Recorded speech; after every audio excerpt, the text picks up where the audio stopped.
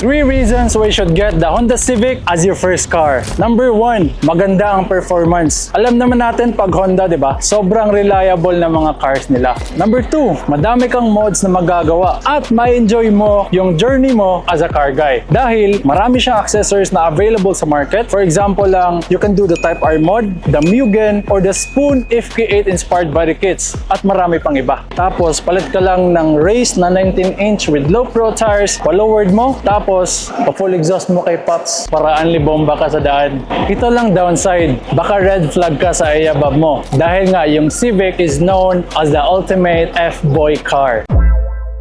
We have here 2 Honda Civics available, the Honda Civic eCVT 2020 and the Honda Civic RS Turbo 2017. The Honda Civic RS Turbo 2017 features a 1.5-liter engine with turbo plus VTEC pa. On the other side, the Honda Civic eCVT 2020 features a 1.8-liter engine VTEC without turbo. For the wheels, we have here 17-inch two-tone rims for the RS Turbo with good ride tires. For the Civic E 2020, we have here 16-inch alloy rims with Hankook tires para sigurado na mas makapit pa yon sa ex mo.